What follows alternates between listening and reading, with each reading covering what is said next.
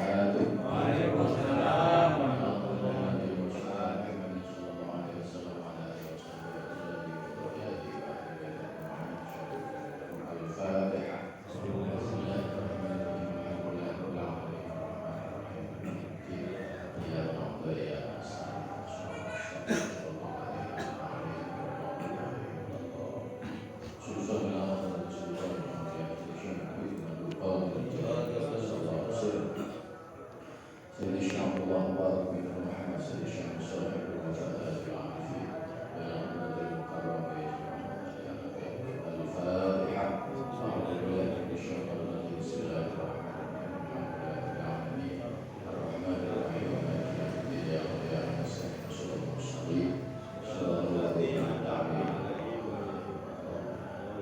Bismillah, alhamdulillah, wassalatu wassalamu ala rasulillah Sayyidina Muhammad bin Abdullah wa ala alihi wa sahbihi wa wala la hawla wa la quwwata illa billah ma'al Al-Mukarram, kita semua yang dimanakan yang saya hormati, saya muliakan khilafillah, segenap pengganti sahabat-sahabat saya, para pengurus di perwakilan dan seluruh jajaran perwakilan yang ada, serta seluruh hadirin ikhwan wal akhwat rahimakumullah. Alhamdulillah, nanti jam 9 kurang 10 15 menit mau enggak? Masa langkung itu nomor Bapak Ibu sekalian rahimakumullah, saya hanya menyampaikan topik utamanya ada sebuah hadis yang diriwayatkan oleh Imam Muslim. Hadis ini saya baca di dalam kitab Tanbihul Ghafilin, peringatan untuk orang-orang yang ghaflah, yang lalai. Saya cuplik di kitab itu, redaksi hadisnya begini: "Lau ya'lamul mu'min ma 'indallahi minal 'uqubati ma tumi'a min jadbihi." Lau ya'lamul mu'minu ma 'indallahi minal 'uqubati ma tumi'a min jannatihi ahad. Andai kata orang mukmin itu tahu siksaan yang ada di sisi Allah, maka tidak akan pernah di antara mereka itu yang berharap untuk mendapatkan surga. Walau ya'lamul kafir ma 'indallahi minar rahmat ma qanata min rahmatihi ahad. Andai kata orang kafir itu tahu rahmat yang ada di sisi Allah, maka tidak akan pernah ada seorang pun di antara mereka yang berputus asa terhadap rahmat Allah Subhanahu wa taala tersebut. Hadis ini mari kita coba kembangkan, kita belajar bersama-sama. Kenapa manusia orang mukmin itu kalau lihat siksaan Allah, adab yang ada di sisi Allah itu, dia tidak sempat lagi memohon untuk mendapatkan surga? Dan kenapa orang kafir itu ketika melihat rahmat Allah yang begitu dahsyat, dia tidak akan pernah lagi merasa berputus asa untuk mendapatkan rahmat tersebut? Setidak-tidaknya ada dua pertanyaan yang bisa kita sampaikan dalam hadis ini. Apakah orang yang ahli ibadah itu sudah dijamin oleh Allah Subhanahu wa taala untuk masuk surga? Ataukah orang yang banyak dosa itu sudah pasti diadab oleh Allah masuk ke neraka? Dua pertanyaan ini barangkali yang harus kita jawab oleh diri kita sendiri.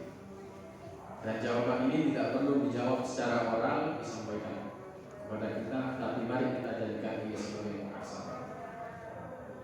Apakah orang yang ahli ibadah sudah dipastikan, sudah dijamin orang tersebut masuk ke dalam surga, untuk mendapatkan surga? Sebab kalau orang mukmin tahu siksaan yang ada di sisi Allah itu, maka orang itu tidak akan pernah sempat memohon untuk mendapatkan surga. Hadirin ikhwan wal akhwat rahimahumullah, ini adalah pelajaran yang sangat erat kaitannya dengan kita Di dalam sebuah hadis ada seorang abid. Ini malaikat Jibril datang kepada Rasulullah menceritakan bahwa ada orang yang ahli ibadah selama 500 tahun dia tidak pernah bermaksiat kepada Allah. Dia sedang muslah di atas bukit yang sudah disiapkan segala-galanya oleh Allah. Urusan kehidupannya, urusan kemudahannya dia melaksanakan ibadah dijamin oleh Allah. Selama 500 tahun dia beribadah kepada Allah. Kemudian orang itu suatu ketika bermohon kepada Allah, ya tatkala dia sedang berwudu memohon kepada Allah, menelitkan doa kepada Allah, jangan cabut nyawaku ya Rabb, kecuali kami dalam keadaan sedang bersujud kepada-Mu. Maka ketika itu yang umrah 500 tahun Bapak Ibu ini ibadah, maka pasti tidak pernah maksiat selama 500 tahun. Apa yang kita mohonkan kepada Allah pasti langsung dijawab, dan permohonan itu dijawab oleh Allah Subhanahu wa taala. Tatkala dia sedang bersujud, malaikat Israfil datang mencabut ruhnya, maka berangkatlah orang ini. Dalam referensinya malaikat Jibril bercerita kepada Nabi Muhammad bahwa kelak orang itu malaikat perintahkan kepada Allah, perintahkan kepada malaikat, ya malaikat udkhuluhu ilal jannah, masukkan hambaku ini ke dalam surga bi rahmati, kata Allah, dengan rahmatku, kata Allah. Fayaqulu, orang yang ibadahnya 500 tahun itu gak terima. Fayaqulu, maka orang itu berkata kepada Allah, bal bi'amali, bukankah dengan amalku ya Rabb? Kata orang itu kepada Allah. Kemudian Allah memerintahkan kepada malaikat, wahai malaikat, ya malaikat, hasibu ni'mati bi'amalihi, hitunglah nikmat-nikmatku yang telah dia pergunakan selama hidupnya beribadah padaku 500 tahun. Kemudian setelah dihitung oleh malaikat nikmat-nikmat yang telah diberikan Allah kepadanya, yang telah dia rasakan selama 500 tahun lamanya, satu bola nikmat, satu nikmat berupa penglihatan yang diberikan Allah kepadanya, itu hanya mampu menebus nikmat tersebut. Ibadah 500 tahun itu hanya mampu menebus kenikmatan dari Allah Subhanahu wa taala. Kemudian berapa nikmat yang telah Allah berikan kepada setiap kita, kepada manusia. Belum nikmat yang di luar tubuh kita, yang ada dalam tubuh kita itu berapa nikmat. Maka inilah Allah Subhanahu wa taala, wa in ta'uddu ni'matallahi la tuhsuha. Kalau dihitung nikmat-nikmat yang telah kita rasakan, yang telah kita nikmati sepanjang perjalanan hidup ini, pasti tidak akan pernah ada orang yang mampu. Maka tidak ada arti 500 tahun ibadah kepada Allah Subhanahu wa taala bila dibanding dengan besar nikmat dan jumlah nikmat yang telah diberikan Allah kepada kita. Oleh karena itu patut kalau kemudian Nabi menyampaikan, lau ya'lamul mu'min ma 'indallahi minal 'uqubati ma tu'ya min jannati ahadin. Andai kata orang mukmin tahu azab Allah, siksaan Allah yang begitu dahsyat yang telah disiapkan bagi orang-orang yang murka, maka orang itu tidak akan pernah berharap mendapatkan surga. Ibadah 500 tahun Bapak Ibu sekalian, bekalnya tidak cukup untuk mendapatkan surga. Kenapa? Terlalu jomplang, terlalu banyak kurangnya. Maka artinya apa? Ibadah bukan satu-satunya yang mengantarkan seseorang meraih nikmatnya surga. Namun demikian bukan berarti kita tidak boleh beribadah kepada Allah, karena ibadah itu adalah perintah Allah, dan Allah sedikit pun tidak pernah menyia-nyiakan apa yang telah kita lakukan. Inna la nudhi'u ajra man ahsana amala. Sesungguhnya kami, kata Allah, tidak akan pernah menyia-nyiakan setiap amal kebajikan yang dilaksanakan oleh setiap hamba. Maka semua ada nilai, ada perhitungan di sisi Allah Subhanahu wa taala. Barang siapa melakukan kebaikan, sekecil-kecilnya amal kebaikan, ada nilai di hadapan Allah. Faman ya'mal mithqala dzarratin khairan may ya'mal mithqala dzarratin syarran yarah. Maka jangan berhenti berbuat baik. Jangan pernah berhenti beramal. Badiru, kata Nabi, badiru bil a'mali shalihah qabla an tashuru. Bersegeralah kalian, berbondong-bondonglah kalian, perbanyaklah kalian beramal soleh qabla an tashuru, sebelum kalian sibuk dengan urusan-urusan kalian. Mangqabah yang dibacakan Ustaz tadi itu adalah salah satu contoh. Orang kalau sudah diuji seperti yang tadi digambarkan orang tersebut, sakit parah, dia sudah bingung dengan urusan bagaimana mencari obat untuk bisa menyembuhkan penyakit. Sudah tidak lagi berpikir, tidak lagi sempat bagaimana kita beribadah kepada Allah Subhanahu wa taala. Maka sebelum itu datang, karena manusia kadang-kadang sibuk, kadang-kadang longgar. Sebelum sibuk, badiru bil a'mali shalihah. Jangan pernah berhenti berbuat, jangan pernah berhenti beramal, walaupun itu kecil. Kenapa? Inna la nudhi'u ajra man ahsana amala. Allah sedikit pun tidak akan pernah menyia-nyiakan amal yang kita kerjakan. Karena beramal itu, melaksanakan perintah Allah itu adalah perintah yang harus dilaksanakan oleh setiap kita lakukan. Persoalan nanti kita mendapatkan hadiah apa dari Allah, entah itu surga, entah apa namanya, wallahu a'lam, itu sepenuhnya menjadi prerogatif daripada Allah Subhanahu wa taala. Tugas kita seorang mukmin hanya beribadah kepadanya. Laksanakan ibadah, laksanakan perintah, tinggalkan larangan. Itu kuncinya di manusia. Yang kedua, apakah setiap orang yang banyak melakukan dosa itu kemudian orang serta-merta diadab, dimasukkan ke dalam neraka? Dalam beberapa riwayat, Nabi Shallallahu Alaihi Wasallam pernah menyampaikan, la yadkhulul jannata ahadun bi'amalihi, tidak akan pernah masuk surga seseorang di antara kalian bi'amalihi, dengan amal ibadah kalian semata. Kemudian fayaqulu, maka sahabat-sahabat bertanya kepada Rasul, wala anta ya Rasul, apakah panjenengan juga ya Rasul? Kemudian Nabi menjawab, wala ana, iya aku juga, illa ayyataghammadani Allah bi rahmatihi wa fadlihi, kecuali Allah Subhanahu wa taala yang telah menurunkan nikmat rahmat kepada kami, kepadaku, maka aku menjadi terselamatkan dari azab Allah tersebut. Oleh karena itu hadirin, jangan pernah berputus asa. Jangan pernah berputus asa. Kenapa? Nabi sudah memberikan isyarat. Andai kata orang kafir itu tahu rahmat yang ada di sisi Allah, pasti mereka tidak akan pernah berputus asa untuk mendapatkannya. Oleh karena itu, bagaimana agar kita bisa mencapai itu tersebut?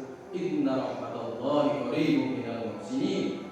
Rahmat Allah itu hanya ada, dimiliki, dekat sekali dengan orang-orang muhsin, orang-orang yang ahli ihsan. Siapa mereka itu? Tentu saja orang yang muhsin adalah orang yang hatinya, duduknya hatinya selalu ingat kepada Allah, berdirinya selalu berzikir kepada Allah, bahkan berbaring pun dia berupaya selalu ingat kepada Allah. Itulah muhsin, itulah ihsan. Dan orang tidak akan serta-merta bisa menunaikan itu kecuali orang yang telah tertanam di dalam qalbunya dzikir, ismudzat, dzikir yang ditanamkan oleh Syekhul Mursyid. Maka sebesar-besarnya dosa yang diemban, yang menjadi dipikul oleh seseorang, jika seorang itu datang kepada Syekhul Mursyid, bagaimana mengangkat dan menghapus bertaubatnya kepada Allah Subhanahu wa taala, insyaallah. Surat An-Nisa Allah Subhanahu wa taala menyampaikan ayat 64. Lau annahum idzalamu ja'uka fastaghfirullaha wastaghfar lahumur rasul lawajadullaha tawwabar rahim. Andai kata ada di antara kalian orang-orang yang zalim datang kepadamu, kemudian dia orang tersebut minta ampun kepada Allah, dan Nabi pun memohonkan ampun untuk orang tersebut, lawajadullahu tawwabar rahim, maka orang tersebut baru akan mendapati bahwa Allah itu adalah Maha Pengasih dan Maha Penerima taubat. Inilah pentingnya wasilah, inilah pentingnya perantara, inilah pentingnya pihak-pihak, ada pihak yang mampu mengangkat dan menyelamatkan kita, mengantarkan kita kepada Allah Subhanahu wa taala. Kenapa demikian hadirin? Di banyak riwayat, orang-orang soleh itu tidak semuanya berangkat dari proses hidupnya yang sudah baik. Fudail bin Iyad itu salah seorang bromocora, seorang perampok kelas kakap pada zamannya. Tapi kemudian dia dirubah oleh Allah Subhanahu wa taala menjadi seorang yang kekasih Allah, menjadi seorang waliullah. Ternyata ini hanya diingatkan oleh Allah Subhanahu wa taala tatkala dia sedang mau bermaksiat kepada Allah.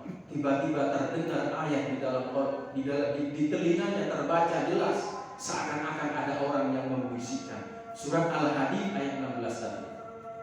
Alam ya'ni lil ladzina amanu an takhsha'a qulubuhum li dzikrillah wa ma nazala minal haqq. Ketika Fudail bin Iyad tidak bermaksiat, ketika itu terdengar jelas di telinga beliau. Ketika melakukan ini ayat terbaca, ketika tidak melakukan ini terbaca. Alam ya'ni lil ladzina amanu an takhsha'a qulubuhum li dzikrillah. Apakah belum waktunya kalian itu serius, tunduk patuh untuk selalu mengingat kepada Allah? Langsung dijawab oleh dirinya, saat ini ya Allah, waktunya saya harus ingat kepada Engkau.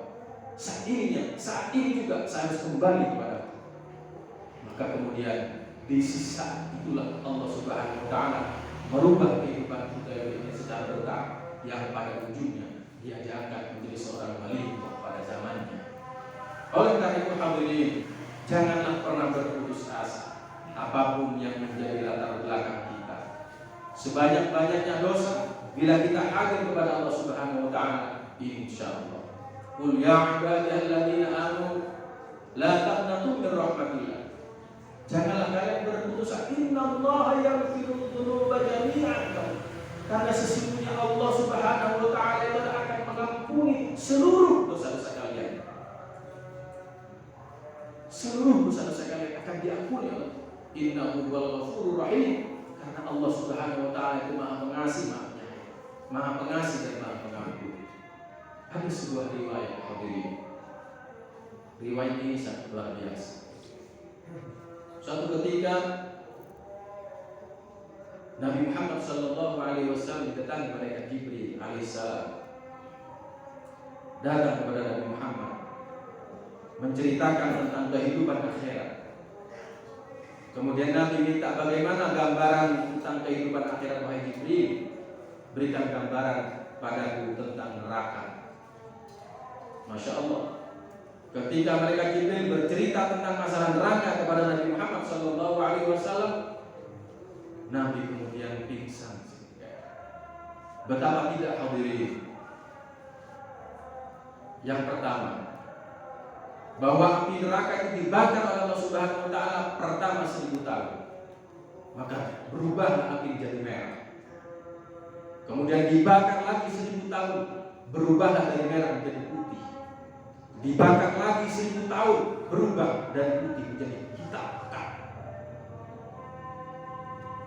Kemudian diceritakan berikutnya oleh malaikat Jibril kepada Nabi Muhammad, betapa panasnya api neraka itu begitu luar biasa panas. Andai kata ada lubang sebesar jarum bocor bisa ke pintu neraka itu, maka seluruh penduduk bumi ini akan terbakar.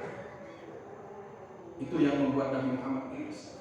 Dan kemudian neraka itu terdiri dari 7 pintu. Pintu yang ketujuh itu adalah penghuninya, umatnya Nabi Muhammad yang memiliki dosa-dosa besar.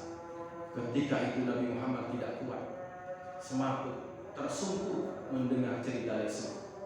Maka kemudian Nabi terus selama 3 hari 3 malam uzlah, tidak pernah bersosialisasi dengan para sahabat. Menangis terus, menangis karena menangis akan bagaimana nasib umat yang Allah Subhanahu wa taala melalui malaikat Jibril menyampaikan di pintu nomor 7 itulah kebanyakan penghuni neraka adalah umatnya Nabi Muhammad.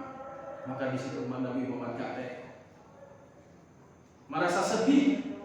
Bagaimana upayanya untuk bagaimana bisa menyelamatkan umat tersebut agar tidak menjadi penghuni yang abadi di situ. Maka disitulah Nabi menyampaikan syafaati li ahli kabair, bahwa syafaatku adalah untuk orang-orang yang memiliki dosa besar. Maka setiap nabi itu sudah diberi oleh Allah Subhanahu wa taala doa yang makbul. dan seluruhnya sudah menggunakan hal tersebut kecuali Nabi Muhammad. Wa uridu an ukhtaba'u da'wati syafa'ati li yaumil qiyamah li ummati yaumil qiyamah. Aku menunda doaku ini, aku tunda sampai nanti hari kiamat untuk menjadikan syafaat bagi umat. Maka doa ini senjata pamungkasnya Nabi tidak pernah dipakai, ditunggu sampai akhir hari kiamat kelak. Itulah kemudian hadirin, Nabi setelah 3 hari muslah, maka kemudian sahabat Abu Bakar ziarah ke rumahnya, menyampaikan salam. Nabi tidak menjawab. Kemudian datang lagi sahabat Umar, mengucapkan salam pun tidak bisa ditemui. Begitu juga sahabat-sahabat yang lain, sahabat Salman Al-Farisi, sahabat Utsman, sahabat Ali pun tidak bisa. Tiba-tiba sahabat Umar menemui putrinya si Fatimah, dan si Fatimah ini yang kemudian menjadi fasilitator untuk bisa menemui Rasulullah Shallallahu Alaihi Wasallam. Apa sebenarnya yang terjadi bagi Rasulullah? Rasulullah begitu sedih, begitu gelisah mendengar cerita dari malaikat Jibril, di mana salah satu pintu yang keluar dari kebanyakan penghuni nerakanya adalah umat dari Nabi Muhammad SAW. Begitu menjadi perhatian sekali. Maka hadirin Bapak Ibu sekalian, bertorikoh itu menjadi sesuatu yang sangat-sangat tepat bagi kita. Kenapa demikian? Karena kita tidak akan pernah mampu berangkat sendiri menghadap kehadiran Allah Subhanahu wa Ta'ala. Patut kalau kemudian Syekh Abdul Qadir Al-Jailani qaddasallahu sirrah, di dalam salah satu manqabahnya, beliau adalah dia satu-satunya hamba Allah yang bertanggung jawab terhadap murid-murid. Dia berani berdiri di hadapan pintu neraka untuk memastikan apakah murid-muridnya ada yang masuk ke neraka atau tidak. Kalau sudah semuanya bebas dari neraka, maka Syekh Abdul Qadir baru dia beranjak meninggalkan neraka itu. Itulah yang terjadi bagi Rasulullah Shallallahu Alaihi Wasallam ketika Nabi Muhammad mendengar informasi tentang dahsyat siksa yang ada di neraka itu. Maka Nabi kemudian berupaya memohon kepada Allah Subhanahu Wa Taala. Dalam sujudnya beliau memohon ummati. Maka kemudian Allah menyampaikan, barang siapa yang melafalkan kalimat la ilaha illallah, selamatlah orang itu. Maka man akhiru kalami dakhalal jannah. Barang siapa yang akhir hayatnya terucap dari lisannya adalah kalimat la ilaha illallah, pasti orang itu akan masuk surga. Inilah jaminan daripada kesejahteraan yang kemudian diwarisi oleh para sahabat-sahabatnya sampai pada musyrik dan guru kita semuanya. Insya Allah dengan seperti itu. Maka ini adalah thariqah. Ini adalah thariqah, dan ini hanya ada dalam silsilah di mana seseorang mengambil. Maka berbahagialah, bersyukurlah bagi seorang yang telah mengambil silsilah tersebut untuk bisa mengambil pelajaran, mengambil hikmah, mengambil keberkahan dari ahli silsilah yang bisa mengantarkan siapapun diri kita. Kenapa demikian hadirin? Ketahuilah, suatu ketika dalam kesempatan yang lain, Nabi pun pernah didatangi oleh malaikat Jibril dan berkata kepada Nabi Muhammad, wahai Muhammad, andai kata umatmu bertaubat 1 tahun sebelum dia meninggal dunia, maka Allah pasti akan mengampuni dosa-dosa mereka.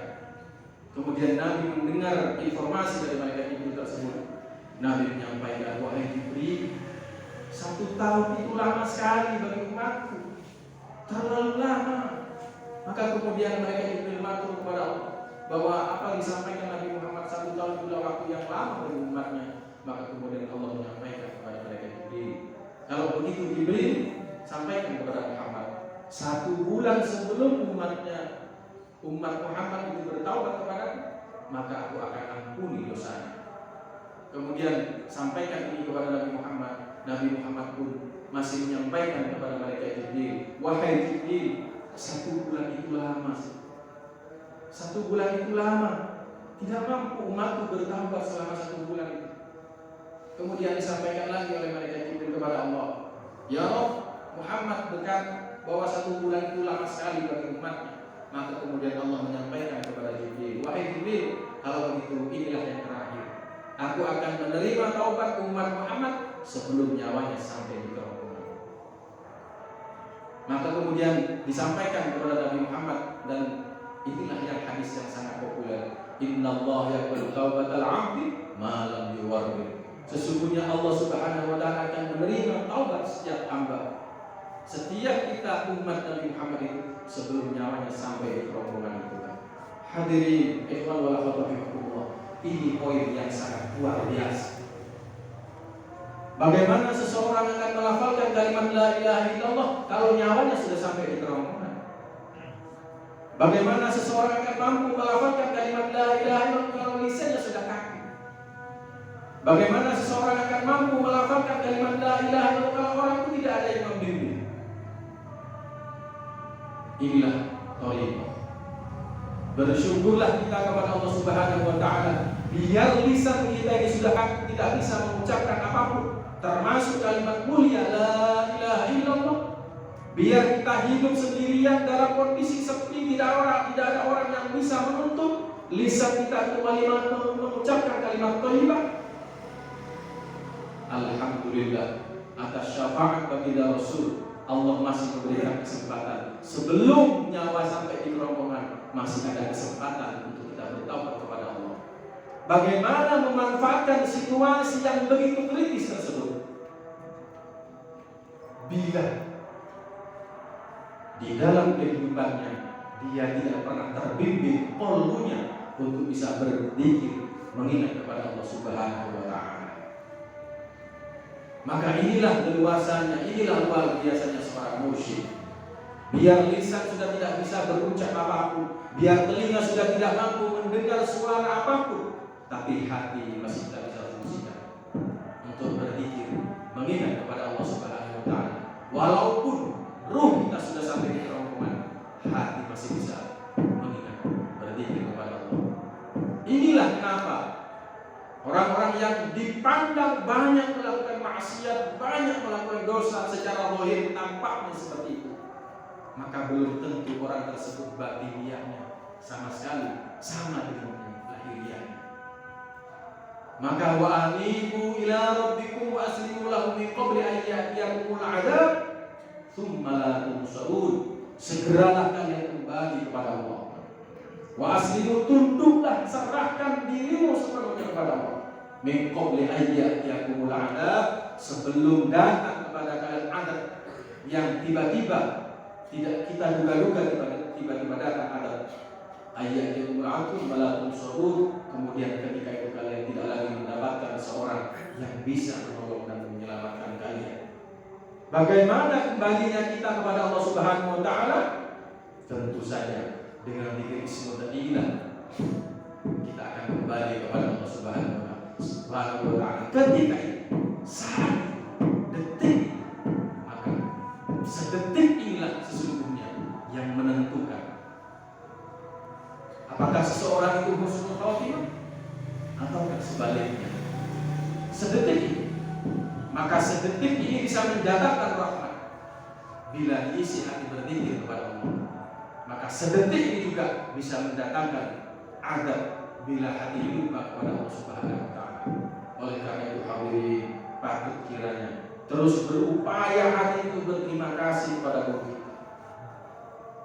yang telah menuntun hati kita agar tidak ghaflah.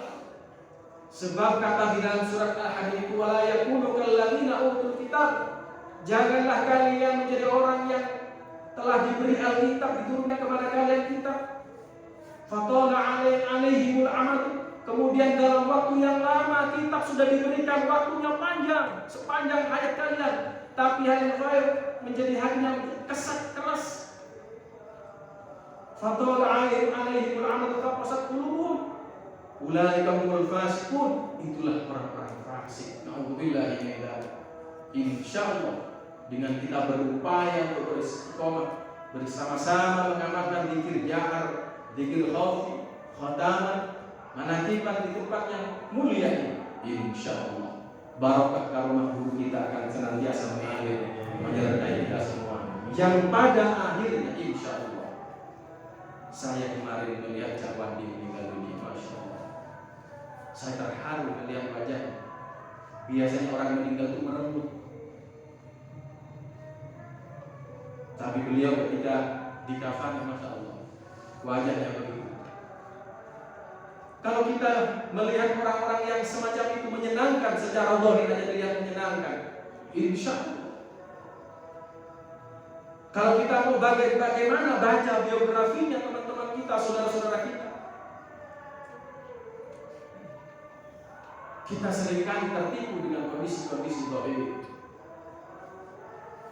Kalau orang yang setiap hari baca kitab, setiap hari baca buku, setiap hari mengasah otak, mengasah ilmu yang dia miliki, kemudian dia jadi orang yang baik, orang yang meninggal dunia menggembirakan, bukan sesuatu yang berlebihan. Karena memang sudah itulah. Karena dalam teori ilmu sosiologi, orang itu sangat ditentukan oleh adat kebiasaan setiap harinya. Kalau setiap harinya dia terbiasa melafalkan kalam-kalam Allah, ayat-ayat Al-Quran, maka pada saat-saat kritis ayat-ayat itu yang keluar. Orang-orang itu ahli dalam baca istighfar, maka ketika saat-saat kritis kalimat itu yang keluar. Orang yang terbiasa bersolawat, maka pada saat-saat kritis solawat itulah yang keluar. Maka demikian juga orang yang setiap saat dia terus istiqomah berzikir kepada Allah Subhanahu wa taala, insya Allah zikir itulah yang akan keluar dan menyertai kepergian kita meninggalkan ini. Insya Allah, insya Allah. Yakinlah hadirin Bapak Ibu sekalian, maqalah yang tadi dibaca adalah pelajaran yang sangat berharga. Bakal begitu tanggung jawabnya seorang guru. Karena tanggung jawab itu adalah merupakan warisan daripada tanggung jawabnya Rasulullah terhadap umatnya. Itu adalah turun-temurun terus-menerus. Sampai wali yang keberapapun dia akan mengamalkan. Karena itu adalah al-ulama warasatul anbiya. Karena ulama itu adalah para pewarisnya para. Apa yang diwarisi semuanya. Ilmunya diwarisi, akhlaknya diwarisi, perilaku sosialnya semua diwarisi. Karena itulah cerminan. Maka Syaikhul Qadir begitu semuanya akhlaknya Rasulullah, adilnya sahabat Umar, semuanya benarnya sahabat Abu Bakar, gagah perkasanya dalam menegakkan kebenaran seperti halnya Sayyidina Ali radhiyallahu dan seterusnya. Itu menunjukkan bahwa semua ini adalah warisan yang terus dijunjung tinggi oleh para leluhur, oleh para ahli silsilah. Maka berbahagia, fastabshiru bil bai'atil ladzi bai'tum. Berbahagialah orang-orang yang telah mengambil baiat daripada seorang Syekhul Mursyid yang telah kita pilih. Kemudian bersyukurlah, berterima kasihlah kita kepada beliau untuk selalu berupaya mengamalkan dengan sebaik-baiknya. Karena apa? Tidak ada lagi ungkapan terima kasih yang paling tepat kecuali dengan terus mengamalkan dan melestarikan apa yang telah diberikan. Fama faddalakum Abu Bakr bila salatin wa siyamin wa zakatin. Keutamaan sahabat Abu Bakar ketimbang umat semuanya itu bukan karena ahli sholat, bukan karena ahli puasa, bukan ahli sedekah, tidak. Ma faddalakum, kecuali apa ma waqara, apa yang diucapkan dari Rasulullah SAW dalam sabda Nabi Abu Bakar itulah yang menyebabkan sahabat Abu Bakar itu menjadi orang yang hebat. Abu Karom sering menyampaikan, andai kata ditimbang iman seorang Abu Bakar saja, maka seluruh umat di dunia tidak akan pernah mampu menandingi dahsyatnya keimanan sahabat Abu Bakar. Kenapa begitu dahsyat? Kenapa begitu luar biasa? Ma waqar fi qalbi. Karena ada sesuatu yang ditanam, yang diukir di dalam hati Abu Bakar itu oleh Rasulullah SAW. La takhaf wa la tahzan, innallaha ma'ana. Seperti begitu juga hadirin, apa yang ada pada qalbunya Syekhul Mursyid pun telah dihujamkan ke dalam qalbunya para murid-muridnya. Maka kemudian orang yang tadinya hina, insya Allah dia akan dimuliakan oleh Allah Subhanahu wa taala. Sampai-sampai Abu Bakar sering menyampaikan, orang yang ditalqin, yang mendapatkan talqin ketika itu belum berubah dari tempat dulunya, semuanya sudah selesai urusan dengan Allah Subhanahu wa taala. Dosa-dosanya terhapuskan, terampuni. Kenapa? Karena dia datang kepada Allah Subhanahu wa taala dibawa oleh guru. Itulah mursyid. Begitu tanggung jawabnya terhadap masa depan para murid-muridnya. Tetapi hal yang hadis khusus sebagai penutup hadirin, ada sebuah firman Allah, "Abdi lam tashkur alayya." Wahai hambaku, kalian ini tidak masuk orang yang bersyukur kepadaku. Idza lam tashkur ala man ajrakum ni'ata ala yadayhi. Jika kalian belum bersyukur terhadap orang yang telah aku titipi nikmat, menjadikan nikmat itu lewat untuk sampai yang pada kalian. Siapa yang dititipi nikmat ini? Itulah hukum. Maka kita belum termasuk orang yang bersyukur kalau kita belum berterima kasih kepada beliau yang telah dititipi sesuatu sehingga sesuatu ini masuk ke dalam kolbu kita. Dengan apa kita bersyukurnya? Jangan berpikir ungkapan syukur dan terima kasih kepada guru itu adalah dengan materi. Berapapun kita punya materi yang dipersembahkan, tidak akan pernah cukup, tidak akan pernah tertandingi nikmat-nikmat itu. Kenapa? Karena yang sesuatu nikmat yang telah diberikan oleh guru tanamkan ke dalam kolbunya, dia mampu, nikmat tersebut mampu menyelamatkan para murid-murid dari azab Allah, neraka jahanam itu. Dengan zikir yang telah ditanamkan itu mau dihitung dengan apa? Maka yang mampu kita lakukan hanya kita amalkan, lestarikan terus dengan sebaik-baiknya, sembari kita berupaya untuk bertawassul, mendoakan, mengaturkan kepada Allah Subhanahu Wa Taala sebagai bagian bentuknya kita berbalas baik kepada beliau atas jasa-jasa yang telah diberikan kepada kita semuanya. Itulah hadirin Bapak Ibu sekalian, tidak ada lagi yang bisa memberikan hidayah kecuali Allah Subhanahu Wa Taala. Tidak ada lagi yang mampu memberikan keberkahan kecuali keberkahan daripada guru kita. Maka terimalah doa kita ini atas diterimanya doa-doa ini atas barokah karomah daripada guru kita. Insyaallah mudah-mudahan sedikit yang saya sampaikan ini bermanfaat untuk kita semuanya. Bismillahirrahmanirrahim. Allahumma aftah lana abwaabal khair, Allahumma aftah lana abwaabal rahmah, Allahumma aftah lana abwaabal maghfirah, Allahumma aftah lana abwaabal barakah, Allahumma aftah lana abwaabas salam, Allahumma aftah lana abwaabas sa'adah, Allahumma aftah lana abwaabal jannah, ya mufattihal abwaab, ya musabbibal asbab, ya dalilal mutakhayyirin, ya muqallibal qulub wal absar, ya ghaniyatal mustaghithin a'idna Rabbana atina fid dunya hasanah wa fil akhirati hasanah wa qina adzabannar wa adkhilna jannata ma'al abrar ya aziz ya ghaffar ya rabbal alamin. Wa sallallahu ala khairi sayyidina Muhammad wa ala alihi wa sahbihi wa sallam walhamdulillahi rabbil alamin bi barakati mursyidina wa bi barakati al-mukarram al-Fatihah. Bismillahirrahmanirrahim. Alhamdulillahi rabbil alamin arrahmanir rahim maliki yaumiddin iyyaka na'budu wa iyyaka nasta'in ihdinas siratal mustaqim siratal ladzina an'amta 'alaihim ghairil maghdubi 'alaihim waladdallin. Kurang lebihnya mohon maaf. Assalamualaikum